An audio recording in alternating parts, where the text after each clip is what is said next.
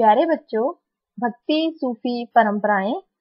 समय है लगभग 8वीं से 18वीं सदी तक।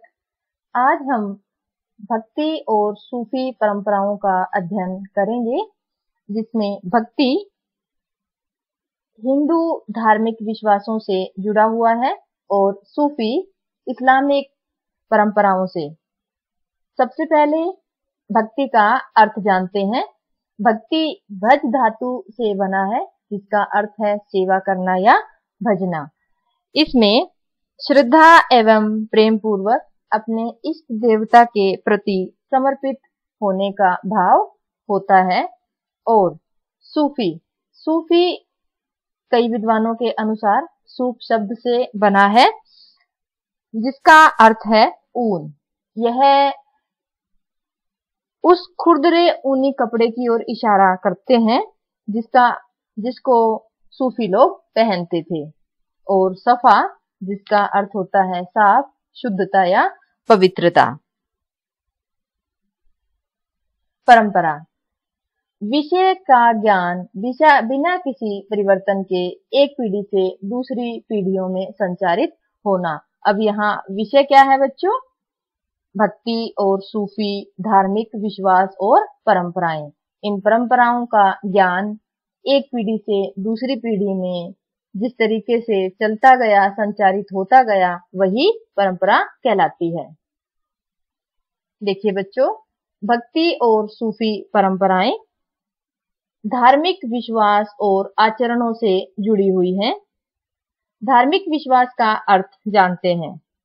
विश्वास एक ऐसी स्वीकृति है कि जो कुछ मौजूद है वह सत्य है और इसमें प्रमाण की कोई गुंजाइश नहीं होती।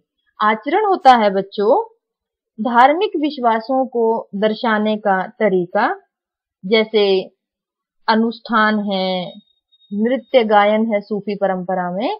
तो धार्मिक विश्वासों को मानने वाले लोग किन तरीकों से इन विश्वासों को दर्शाने का प्रयास करते थे, इसका अध्ययन आज हम करेंगे। धार्मिक विश्वासों और आचरणों का जो पुनर्निर्माण है, वो दो तरीकों से हम जान सकते हैं, साहित्यिक परंपरा से और दूसरा है धार्मिक इमारतों से। साहित्यिक परंपरा में मुख्य रूप से पौराणिक ग्रंथ शामिल हैं बच्चों, और दूसरा इमारतों में स्तूप है, विहार है और मंदिर है। विचारक विश्वास और इमारतों में, इन इमारतों के बारे में हमने अच्छे से पढ़ा था कि किस तरह से इमारतें जो हैं किसी भी विश्वास को दर्शाने का काम करती हैं। समय के साथ साथ इन परंपराओं में निरंतर बदलाव होते रहे। कुछ उदाहरणों से इन बदलावों को जानने की कोशिश करते हैं। देखिए बच्चों, ब्राह्मणीय विचारधारा आपको ध्यान होगी। बंधुत्व, जाति और वर्ग जब हम पढ़ रहे थे तो वहां हमने देखा कि ब्राह्मणीय विचारधारा में 4 वर्णों में समाज बटा हुआ था, और जो लोग इन वर्णों में फिट नहीं हो पा रहे थे उन्हें जातियों में बांटा गया। फिर हमने अस्पृश्य और चंडालों के बारे में भी पढ़ा था। लेकिन अब धार्मिक विश्वास और आचरण धीरे धीरे बदल रहे थे। अब जो स्त्रियां और जो शूद्र थे, जिन्हें वैदिक विद्या ग्रहण करने का अवसर नहीं दिया जाता था, अब विचारधाराएं बदल रही थी और पौराणिक ग्रंथों को स्त्रियों और शूद्रों ने पढ़ना शुरू किया। इसी के साथ साथ जो स्त्री, शूद्र और अन्य वर्गों की आस्थाएं थी, जिन्हें ब्राह्मणों ने नकार दिया था, अब इस समय तक आते आते ब्राह्मणों ने उसे स्वीकारा भी और उसे एक नया रूप दिया। और इसी के चलते महान और लघु परंपराएं विकसित हुई। इसी बदलाव के चलते अब स्थानीय देवताओं की पूजा होने लगी। मुख्य रूप से उड़ीसा में जो मुख्य देवता थे वो थे जगन्नाथ, और विष्णु के इस रूप का बच्चों, जगन्नाथ विष्णु के स्वरूप के में पूजे जाते थे। लेकिन उड़ीसा में जो उनका पूजने का जो तरीका था, वो देश के अन्य भागों में विष्णु की पूजा किए जाने वाले स्वरूप से अलग था। इसी के साथ साथ स्थानीय देवियों को पौराणिक परंपरा के भीतर मुख्य देवताओं की पत्नियों के रूप में मान्यता दी गई, जैसे विष्णु की पत्नी लक्ष्मी और शिव की पत्नी पार्वती। बच्चों, समय के साथ साथ धार्मिक परंपराओं में विभिन्न प्रकार की विषमताएं और भेद भी उभरने लगे। सबसे पहले हम कर्मकांडीय संदर्भ को जानेंगे। कर्मकांड का अर्थ होता है बच्चों कि अपने विचारों और विश्वासों को दर्शाने का तरीका, जैसे गायन, अनुष्ठान, मंत्रोच्चारण और सूफी परंपरा में जैसे नृत्य है और संगीत है। इसी के चलते शुरुआती दौर में हमने पढ़ा था कि वर्ग और वर्णों में भेदभाव होता था। इन लोगों के जो कर्मकांडीय जो संदर्भ थे वो दोनों के अलग अलग थे। वर्ग और वर्ण आप समझ गए होंगे, 4 वर्णों वाली वर्ण व्यवस्था, और इससे अलग वर्ग और जाति उभरे थे। लेकिन इन परंपराओं में भी इन वर्गों और वर्णों में भी बदलाव समय के साथ साथ आया, और इसी के साथ धार्मिक परंपराएं और विश्वास भी बदल जाते हैं। अब भेदभाव की अवहेलना की गई, समानता का भाव आया, और तांत्रिक पूजा जो देवी आराधना से जुड़ी हुई थी, जिसमें पहले सिर्फ स्त्री ही शामिल थी, अब स्त्री और पुरुष दोनों शामिल किए जाने लगे। इन विचारधाराओं ने, समानता ने और तांत्रिक पूजा ने शैव और बौद्ध दर्शन को बहुत प्रभावित किया, और यही धार्मिक आचार और विश्वास हिंदू का स्वरूप ले लेते हैं। ये जो सारी परंपराएं हमने पढ़ी, ये हिंदू धर्म की परंपराएं स्वीकार की जाने लगी। इसी भेद और विषमता को हम कर्मकांडीय पक्ष में संदर्भ में समझने के बाद अब पौराणिक और वैदिक परंपरा में समझने की कोशिश करेंगे। साहित्यिक परंपराओं में जो पौराणिक और वैदिक परंपराएं हैं, उसमें वैदिक परंपराओं से जुड़े हुए जो देवकुल थे, अग्नि, इंद्र और सोम थे। लेकिन वैदिक परंपरा में ये गौण हो गए। गौण का अर्थ होता है बच्चों, अब ये जो देवता वैदिक काल में मुख्य थे, अब ये मुख्य नहीं रहे। साहित्य और मूर्ति कला में भी उनका जो है स्वरूप दिखाई नहीं देता। लेकिन वैदिक मंत्रों में विष्णु, शिव और देवी की झलक मिलती है, पर इसकी तुलना पौराणिक देवी देवताओं से नहीं की जा सकती। तो हमने कर्मकांडीय पक्ष में और साहित्यिक पक्ष में धार्मिक परंपराओं में आने वाले परिवर्तनों को पढ़ा और जाना। अब भेदभाव और बदलाव के बाद अब हम पढ़ते हैं संघर्ष।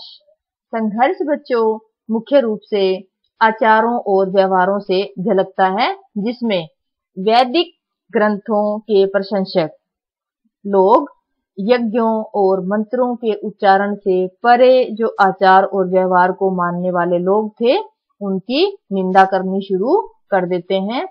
और जो तांत्रिक आराधना, जिसमें हमने पढ़ा कि शुरुआत में ये देवी की आराधना से जुड़े थे, लेकिन बाद में इनमें स्त्री और पुरुष दोनों शामिल किए जाने लगे। तो तांत्रिक आराधना में वैदिक सत्ता की अवहेलना होने लगती है। इष्ट देव की श्रेष्ठता, जिसमें शैव भगत और विष्णु भक्त अपने देवों की सर्वोच्चता स्थापित करने का प्रयास करते हैं, और इसी के चलते धार्मिक विश्वास और आचरणों में संघर्ष पैदा होता है। और बौद्ध धर्म और जैन धर्म के जो अनुयायी थे, उनमें तनावपूर्ण संबंध स्थापित होते हैं। हालांकि यह तनाव, यह द्वंद्व इतना ज्यादा नहीं था जितना ब्राह्मणीय विचारधारा में देखने को मिलता है। प्रारंभिक भक्ति परंपराओं की विशेषताएं। सबसे पहले संत कवि नेता के रूप में उभरे, और उन्होंने अपने साथ अनुयायियों को जोड़ा और एक समुदाय का गठन हो जाता है।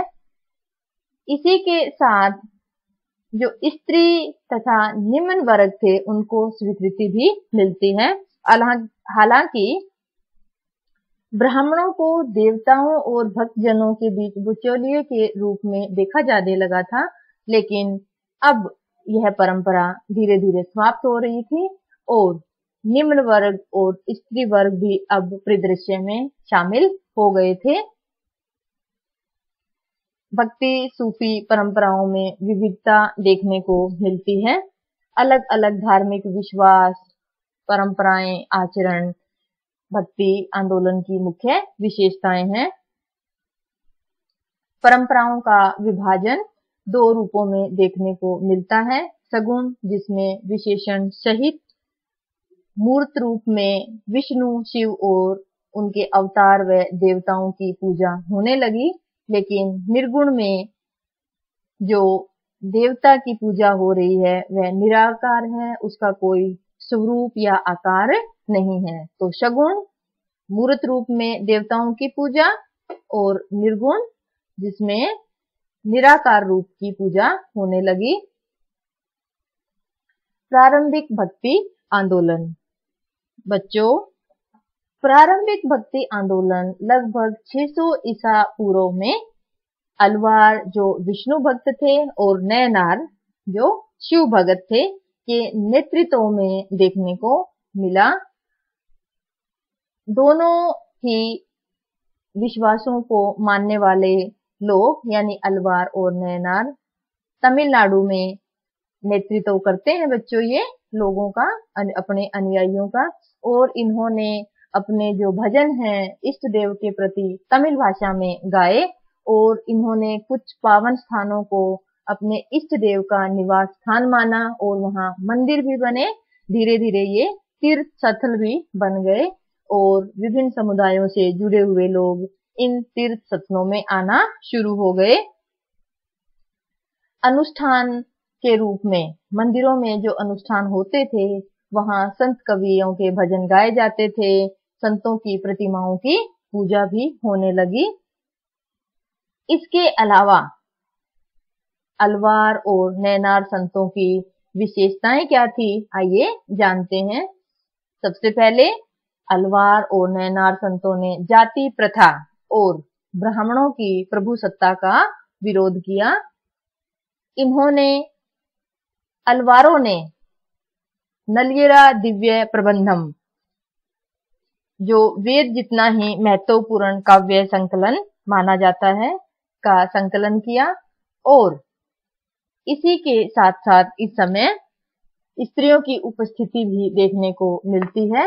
अंडाल जो अलवार भक्तिन थी और स्वयं को विष्णु की प्रेयसी मानती थी और अलवार संत अंडाल के जो गीत हैं व्यापक सत्र पर गाए जाते थे।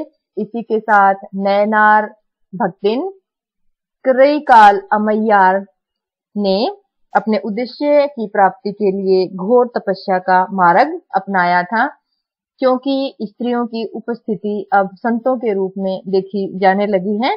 इसका मतलब है इन स्त्रियों ने अपने सामाजिक कर्तव्यों का निर्वहन नहीं किया और पितृसत्तात्मक सत्ता जो पिता के वंश के आधार पर जो पितृ प्रधान सत्ता चल रही थी उसको इन स्त्रियों ने चुनौती दी और इनकी जीवन पद्धति और अपनी रचनाओं के माध्यम से इन्होंने समाज का बहिष्कार किया, सामाजिक कर्तव्यों का निर्वहन नहीं किया।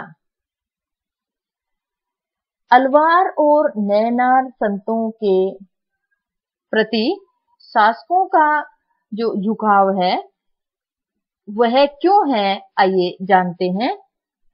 राजकीय संरक्षण व अनुदान। संरक्षण क्या होता है बच्चों कि अलवार और नयनार संतों को सुरक्षा प्रदान करना, उनको अनुदान देना, दान देना।